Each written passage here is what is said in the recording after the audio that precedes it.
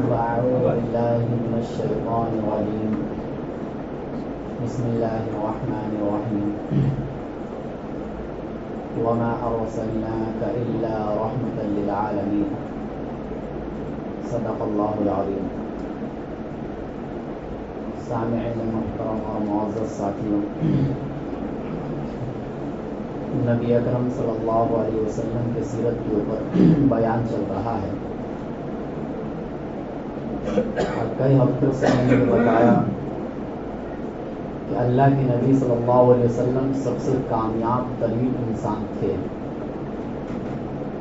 اس کی پہلی وجہ یہ تھی کہ اللہ کے نبی نے کم وقت میں بڑا انقلاب اس دنیا میں برپا کیا۔ نمبر 2، جو آپ کے ماننے والے صحابہ تھے وہ بھی اس دنیا میں ایسے عظیم کارنامے انجام دیے کہ کسی اور کے ساتھی اور کسی اور کے صحابہ نے اتنا بڑا کارنامہ انجام نہیں دیا۔ یہ کامیابی کی دوسری دلیل۔ اللہ کے نبی صلی اللہ علیہ وسلم کی کامیابی کی تیسری دلیل یہ ہے کہ اللہ کے نبی صلی اللہ علیہ وسلم نے امت کو جو بھی تعلیم دی ہے، ان کی تعلیمات میں ہم تمام لوگوں کے لیے رحمت اور شفقت ہے، مہربانی ہے، محبت جھلکتی ہے۔ ایسی تعلیم نہیں دی گئی کہ جس کو کرنا ہمارے لیے دشوار ہو۔ اور اللہ کے نبی صلی اللہ علیہ وسلم نے ہر انسانوں کے ایسے حقوق بیان کیے کہ اگر انسان اس پر عمل کرنے لگ جائے تو یہ دنیا جنت بن جائے گی۔ اس لیے قرآن کریم میں فرمایا کہ ہم نے آپ کو سارے جہاں کے لیے رحمت بنا کر بھیجا ہے۔ یہ نہیں فرمایا کہ آپ انسانوں کے لیے رحمت بن کر آئے تھے، یا آپ جناتوں کے لیے رحمت بن کر آئے تھے، یا آپ صرف زمینی مخلوقات کے لیے رحمت بن کر آئے تھے۔ نہیں، بلکہ انسان اور جنات کے علاوہ دنیا میں جتنے بھی مخلوقات ہو سکتے ہیں، مخلوقات کے قبیل سے جتنی بھی چیزیں ہیں، ان تمام کے لیے ہمارے نبی صلی اللہ علیہ وسلم رحمت بن کر آئے تھے۔ اتنی عالی شان رحمت اللہ تعالیٰ نے کسی دوسرے پیغمبر کو نہیں دی۔ وہ کسی علاقے کے لیے آتے تھے، اگرچہ ہر انبیاء اپنے زمانے کے لیے رحمت ہوتے تھے وہ، لیکن وہ مخصوص علاقے کے لیے ہوتے تھے، مخصوص قوم کے لیے ہوتے تھے۔ ہمارے نبی صلی اللہ علیہ وسلم رحمت صرف مخصوص قوم یا مخصوص علاقے کے لیے نہیں، پوری دنیا کے لیے ہے، اور قیامت تک کے لیے ہے، بلکہ قیامت کے بعد میدان حشر کے لیے بھی رحمت ہے۔ اس وقت بھی پوری انسانیت نبی اکرم صلی اللہ علیہ وسلم کے رحمت کے محتاج ہوں گے۔ پوری انسانیت ان سے سوال کرے گی کہ آپ اللہ سے درخواست کیجئے کہ حساب و کتاب کا رجسٹر کھول دیا جائے۔ اس وقت بھی ہم ان کے رحمت کے محتاج ہوں گے، اس وقت بھی ہم ان کی دعاؤں کے محتاج ہوں گے، اس وقت بھی ہمارا اگر یہ ثابت ہو جائے کہ ہم ان کی امت میں سے ہیں تو یہی چیز ہمیں جنت میں لے کے جائے گی۔ اس وقت بھی ہمارے تمام اعمال پر نبی صلی اللہ علیہ وسلم کی محبت کا تھپا لگنا ضروری ہے۔ اس کے بغیر اللہ تعالیٰ کے دربار میں کوئی بھی عمل قابل قبول نہیں ہوگا۔ پتہ چلا کہ اللہ کے نبی صلی اللہ علیہ وسلم کو اللہ نے ایسا رحمت بنا کر بھیجا تھا کہ جن کے رحمت کے سائے میں پوری دنیا زندگی گزار رہی ہے، دنیا کے تمام لوگ زندگی گزار رہے ہیں۔ اگر ان کی رحمت کا سایہ اس دنیا پر نہ پڑتا تو یہ دنیا کب کا ختم ہو گئی ہوتی۔ پھر امیر اور غریب یہ فرق ہی ختم ہو گیا رہتا، اور جو ظلم و ستم ہمارے نبی کے آنے سے پہلے ہو رہا تھا وہ اتنا بڑھ جاتا کہ انسان کو کھانے لگ جاتا۔ اس دنیا میں پھر انسان کے علاوہ جانور تو ہوتے لیکن انسان نہ ہوتا۔ اللہ کے نبی صلی اللہ علیہ وسلم کو اس کائنات میں بھیج کر ایک بڑا احسان کیا اس دنیا پر اللہ تعالیٰ نے کہ آپ کو رحمت للعالمین بنایا۔ فرمایا لقد جاءکم رسول من انفسکم، کہ تمہارے پاس ایک رسول آیا، ایک پیغمبر آیا جو تمہارے میں سے ہے، جو تمہاری قوم میں سے ہے، جو تمہاری نسل میں سے ہے. عزیز علیہ ما عنتم، تمہیں کوئی تکلیف پہنچتی ہے، تمہیں کوئی مصیبت پہنچتی ہے تو اس نبی کو بہت گراں گزرتی ہے. اس امت کو کسی بھی طریقے کا مصیبت پہنچنا ہمارے نبی کو دشوار معلوم ہوتا تھا. ہمارے نبی نہیں چاہتے تھے کہ ان کی امت میں سے کسی بھی ایک فرد کو کوئی مصیبت پہنچے اگرچہ وہ نبی کا دشمن ہو. اپنے دشمن کے لیے بھی رحمت کی دعائیں کرنا اور اپنے دشمن کو بھی معاف کر دینا یہ نبی کا خاص وسیلہ تھا، خاص وظیفہ تھا. اور آپ کی سیرت میں آپ کو ہر دن ملے گا یہ واقعات. ہر دن کسی نہ کسی دشمن کو اللہ کے نبی نے معاف کیا ہے. ہر دن، یہ نہیں کہ مہینے میں کوئی ایک مرتبہ، سالوں میں کوئی ایک مرتبہ، ایسا نہیں. ہر دن اللہ کے نبی صلی اللہ علیہ وسلم نے دشمنوں کو معاف کیا ہے. فرمایا عزیز علیہ ما عنتم حریص علیکم، وہ تمہارے لیے ہر بھلائی کے حریص ہیں. ہمارے نبی صلی اللہ علیہ وسلم یہ چاہتے تھے کہ میری امت کو صرف بھلائی پہنچے، شر نہ پہنچے. وہ اس چیز کے حریص تھے. وہ اپنے لیے کسی چیز کے لالچی نہیں تھے. اللہ کے نبی صلی اللہ علیہ وسلم، لالچی کی صفت تو بہت بری صفت ہوتی ہے، لیکن خیر کا لالچی ہونا یہ اچھی صفت ہے. تو اللہ کے نبی صلی اللہ علیہ وسلم اس امت کے لیے خیر کے لالچی تھے. فرمایا بالمؤمنین رؤوف الرحیم، وہ تمام مومنین پر رحم کرنے والے اور محبت کرنے والے تھے. اللہ تعالیٰ نے جو صفت اپنی رحمت کو بیان کرنے کے لیے اپنے لیے استعمال فرمایا تھا، وہی صفت ہمارے نبی صلی اللہ علیہ وسلم کی رحمت کو بیان کرنے کے لیے اللہ تعالیٰ نے یہاں پر بیان فرمایا. حالانکہ اللہ تعالیٰ کے جو اوصاف ہیں ان اوصاف کو آپ انسانوں کے لیے بیان نہیں کر سکتے. اللہ تعالیٰ سمیع ہے، اللہ تعالیٰ بصیر ہے، اللہ رحمان ہے، لیکن وہ ایسے سمیع، ایسے بصیر ہے کہ ان کا ہم تصور بھی نہیں کر سکتے. ان جیسے الفاظ انسانوں کے لیے استعمال نہیں ہو سکتے. آپ انسان کو رزاق نہیں کہہ سکتے، آپ انسان کو خالق نہیں کہہ سکتے. لیکن اللہ تعالیٰ کو یہ بتلانا تھا دنیا والوں کو کہ وہ اتنا پیار، اتنا شفقت کرتے اپنی امت سے، اتنا رحم کرتے اپنی امت سے کہ میرے پاس تمہیں سمجھانے کے لیے اس لفظ کے علاوہ کوئی لفظ نہیں ہے، کہ جس لفظ کو اپنی رحمت بیان کرنے کے لیے میں نے اپنے لیے استعمال کیا تھا، اسی لفظ کو میں نے محمد رسول اللہ صلی اللہ علیہ وسلم کے لیے استعمال کیا. اس سے پتہ چلتا ہے کہ کتنا پیار کرتے تھے ہماری نبی صلی اللہ علیہ وسلم اپنی امت سے. ایک طرف تو اللہ تعالیٰ نے یہ بتلایا کہ نبی کتنا پیار کرتے تھے اپنی امت سے، دوسرے مقام پر امت کے لیے اللہ تعالیٰ نے قرآن میں فرمایا کہ ہمیں کتنا پیار کرنا چاہیے. فرمایا النبی اولیٰ بالمؤمنین من انفسہم وازواجہ امہاتہم، کہ نبی مومنین کے ان کی جانوں سے زیادہ قریب ہے. یعنی ہماری جان سب سے زیادہ ہم سے قریب ہوتی ہے، اس سے زیادہ قریب کوئی چیز ہمارے لیے نہیں ہے.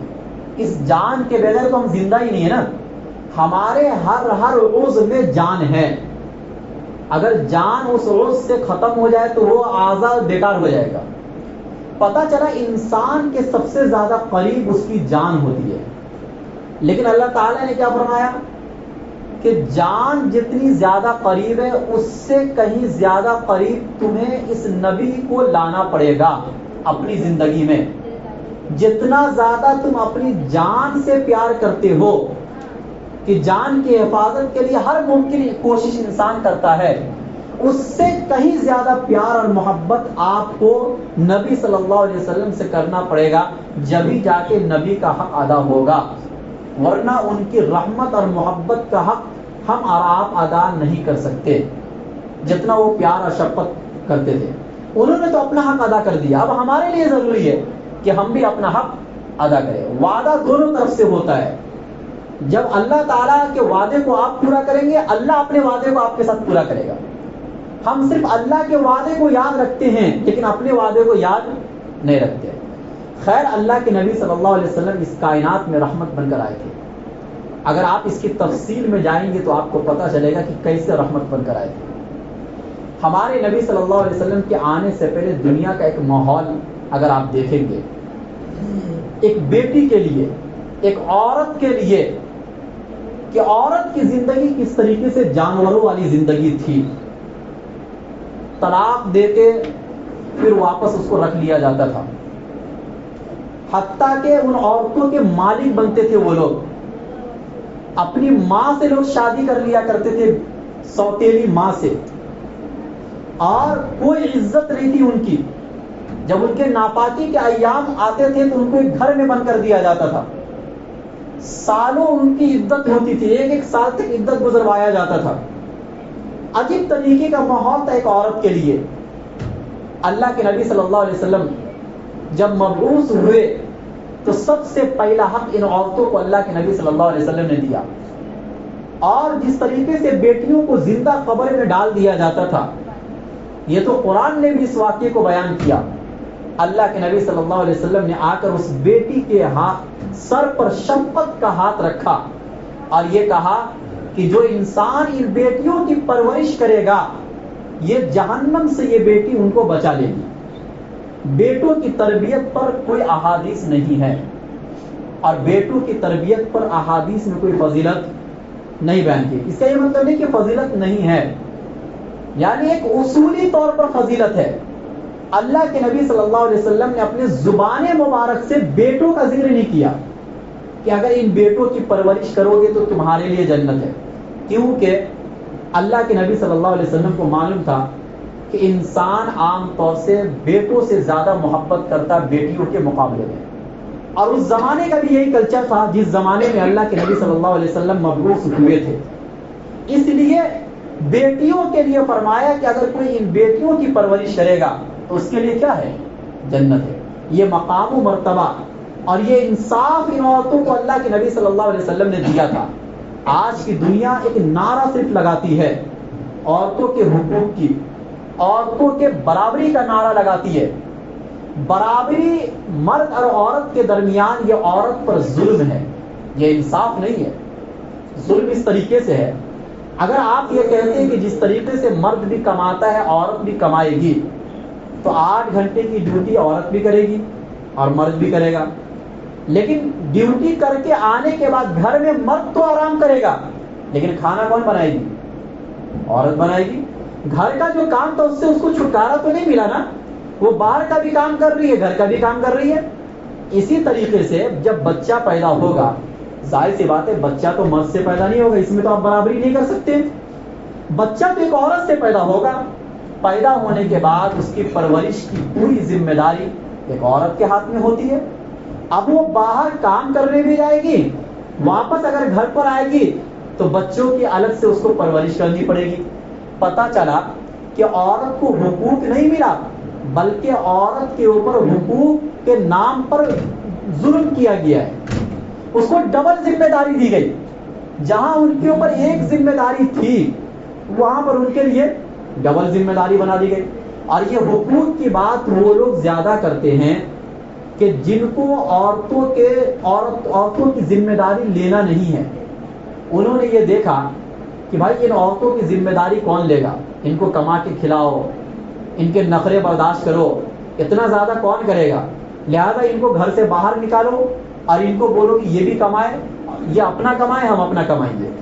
تو مرد اپنی ذمہ داری سے بھاگ رہا ہے, عورتوں کے حقوق کے نام پر مرد اپنی ذمہ داری سے بھاگ رہا ہے. اللہ کے نبی صلی اللہ علیہ وسلم نے یہ پیغام اور یہ تعلیم نہیں دی تھی.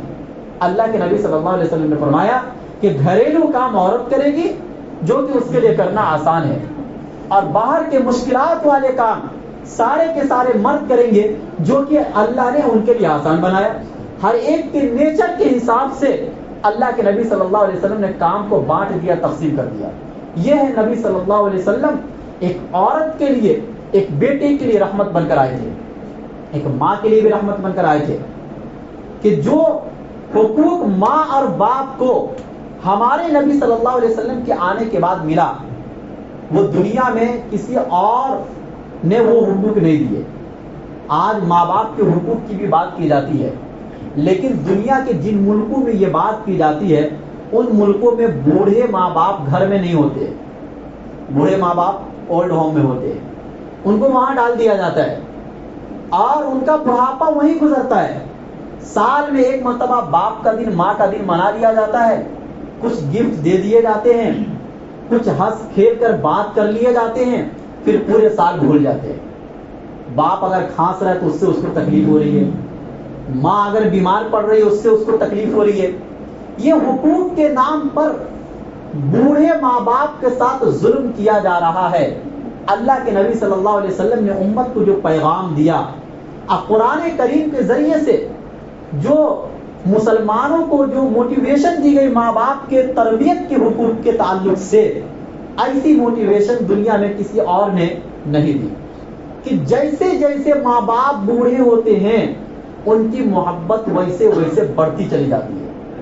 یہ طے ہے، بوڑھے ماں باپ کے سفید بال اور ان کے چہرے کے اوپر سے جو جھائیاں پڑی ہوئی ہوتی ہے محنت و مشقت کی وجہ سے، جو چمڑے لٹک جاتے ہیں، یہ لٹکا ہوا چہرہ ہی ان کی اولاد کو اچھا لگتا ہے، ان کے بچوں کو اچھا لگتا ہے، اور وہ اپنے ماں باپ کی خدمت کرنے کو اپنا فخر سمجھتے ہیں، وہ ثواب کی چیز سمجھتے ہیں۔ ان کو ایسا لگتا ہے کہ ماں باپ کی بات ماننے میں ہمیں جنت مل رہی ہے۔ کیا یہ ترغیب اور یہ ترہیب اور ایسی تعلیم دنیا میں کوئی پیش کر سکتا ہے؟ اور یہ تعلیم صرف نبی صلی اللہ علیہ وسلم کے ذریعے سے ہمیں ملی ہے، اور انہی کے کہنے کی وجہ سے ہم یہ خدمت انجام دیتے ہیں۔ دنیا میں کوئی بھی انسان کسی بھی بچے کو مجبور نہیں کر سکتا ہے کہ تم بوڑھے ماں باپ کی خدمت کرو، چاہے آپ کتنا بھی خطرناک قانون بنا لو۔ لیکن نبی صلی اللہ علیہ وسلم نے ایک تعلیم دی آج سے 1400 سال پہلے، اور امت اس کو کرنے کے لیے تیار ہے۔ اسی طریقے سے اگر آپ غور کریں گے، اللہ کے نبی صلی اللہ علیہ وسلم پڑوسی کے لیے رحمت بن کر آئے تھے، کیسے حقوق بیان کیے۔ فرمایا کہ حضرت جبرائیل علیہ السلام پڑوسیوں کے حقوق کو بیان کرنے کے لیے اتنی بار میرے پاس آئے کہ مجھے ایسا یہ اندیشہ ہونے لگا کہ کہیں وراثت میں بھی پڑوسیوں کو حقوق نہ دیا جانے لگے۔ اتنی بار حضرت جبرائیل علیہ السلام آئے۔ آج کل پڑوسی سے لوگ پریشان ہیں۔ اللہ کے نبی صلی اللہ علیہ وسلم نے فرمایا تم میں سے کوئی انسان مومن نہیں ہو سکتا اس وقت جب تک کہ اس کا پڑوسی اس کی شرارتوں سے محفوظ نہ رہے۔ پڑوسیوں کا اچھا ہونا اس دنیا میں رحمت ہے۔ اگر پڑوسی خطرناک نکل گئے تو انسان اچھا کھا کر بھی، اچھا پی کر بھی، اچھا کما کر بھی سکون کی زندگی نہیں گزار سکتا ہے۔ اس لیے پڑوسیوں کے حقوق اللہ کے نبی صلی اللہ علیہ وسلم نے بیان فرمایا۔ ایک تاجر، بزنس مین آدمی، ان کے لیے بھی رحمت بن کر آئے اور فرمایا التاجر الصدیق الامین، ایک سچا امانت دار تاجر، سچ بولنے والا، امانت داری کے ساتھ معاملہ کرنے والا، قیامت کے دن نبیوں کے ساتھ ہوگا، صدیقین کے ساتھ ہوگا، شہداء کے ساتھ ہوگا۔ کتنا بڑا مقام و مرتبہ ان کو دیا گیا۔ ایک طرف تو وہ دنیا بھی کما رہے ہیں اور صرف وہ سچ بولے اور امانت داری کے ساتھ معاملہ کرے، صرف دو صفت کی بنیاد پر، یعنی ان کے کردار بھی اچھے ہو، گفتار بھی اچھی ہو، تو اس کی وجہ سے جنت میں نبیوں کے ساتھ ان کا ٹھکانہ قرار دیا گیا۔ ایک مزدور کے لیے بھی رحمت بن کر آئے تھے۔ اللہ کے نبی صلی اللہ علیہ وسلم نے مزدوروں کے بارے میں فرمایا کہ ان کا پسینہ خشک ہونے سے پہلے ان کی مزدوری ان کو دے دو۔ یہ تعلیم دنیا میں کسی نے دی ہے؟ کہاں یہ تعلیم آپ کو ملے گی؟ دنیا کی کسی بھی ریلیجن کی کتاب میں آپ کو یہ تعلیم نہیں ملے گی۔ جو تعلیم ہمارے نبی صلی اللہ علیہ وسلم نے ایک مزدوروں کے لیے دیا۔ آج کتنا زیادہ ظلم و ستم مزدوروں پر ہو رہا ہے۔ مہینے ختم ہو جاتے ہیں، تنخواہ نہیں ملتی ہے، کام ختم ہو جاتا ہے، تنخواہ نہیں ملتی ہے۔ وقت پر تنخواہ ملنا آج کے زمانے کا سب سے بڑا مسئلہ ہو گیا۔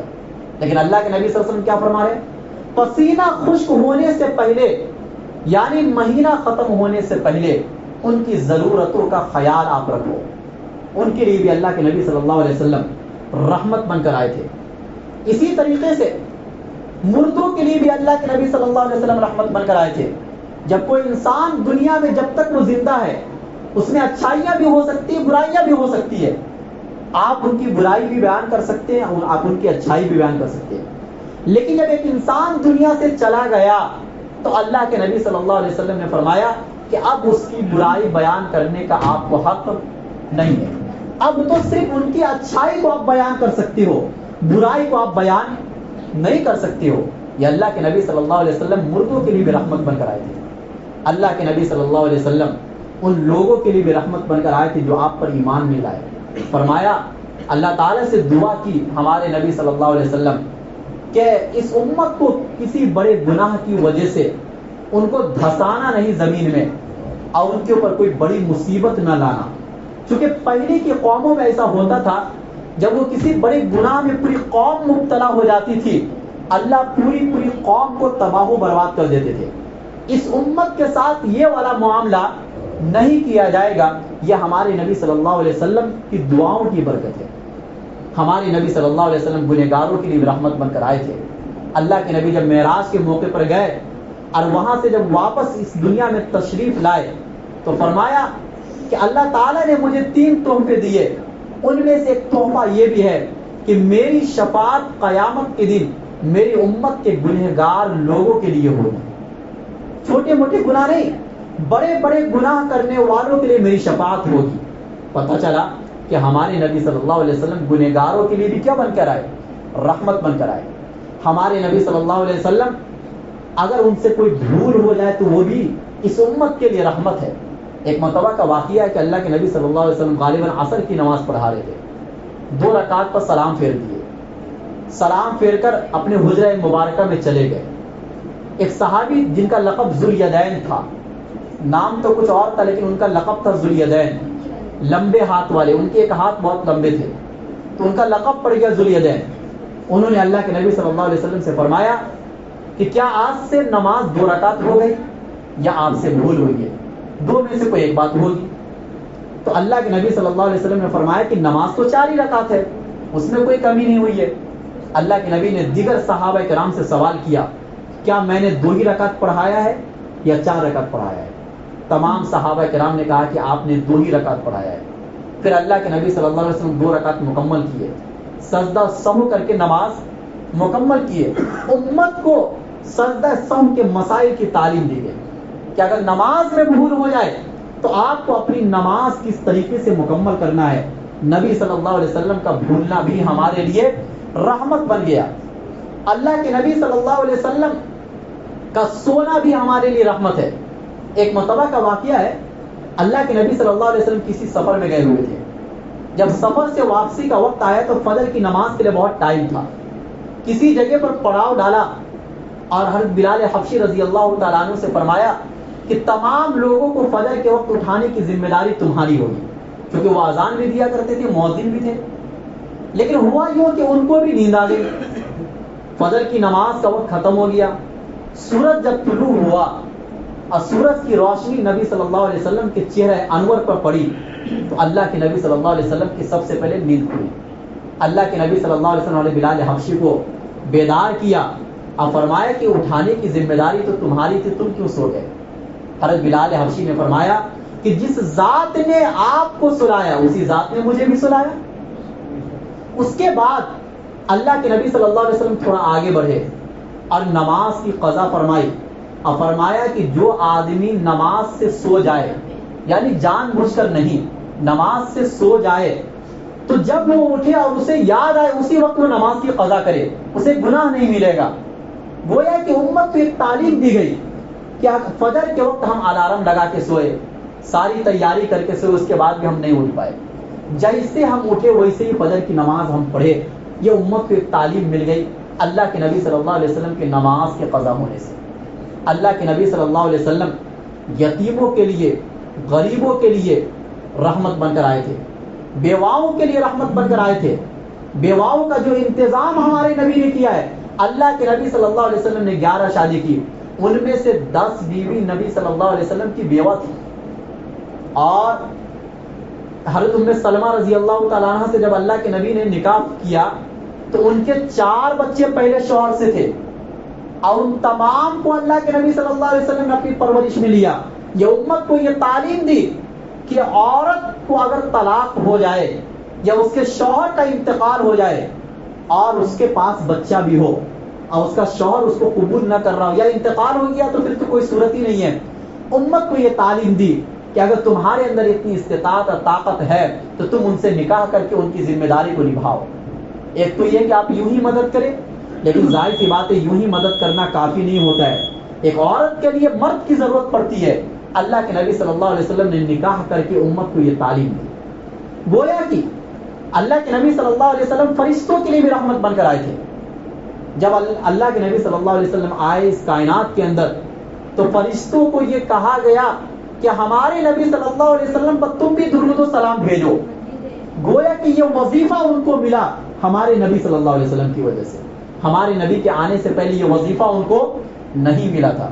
ہمارے نبی صلی اللہ علیہ وسلم ایک غلام کے لیے بھی رحمت بن کر آئے تھے. جو ہمارے یہاں مزدور نوکر چاکر ہوتے ہیں ان کے لیے بھی رحمت بن کر آئے تھے.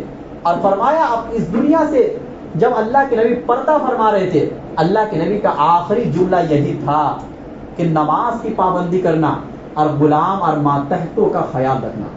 ہمارے نبی علماء کے لیے رحمت بن کر آئے تھے. فرمایا ان العلماء ورثۃ الانبیاء, علماء انبیاء کے وارث ہیں. ہمارے نبی طلباء کے لیے رحمت بن کر آئے تھے جو علم دین حاصل کرتے ہیں. فرمایا جو علم دین حاصل کرنے کے لیے گھر سے نکلا وہ اللہ کے راستے میں ہے. گویا کہ کوئی شعبہ آپ کو ایسا نہیں ملے گا اس دنیا کے اندر کہ جس شعبے کے بارے میں اللہ کے نبی صلی اللہ علیہ وسلم کی پیار اور محبت والی تعلیم آپ کو نظر نہ آئے. ہر لائن میں اللہ کے نبی صلی اللہ علیہ وسلم نے اس امت کو وہ والی تعلیم دی ہے کہ جس تعلیم میں پیار اور محبت جھلکتا ہے.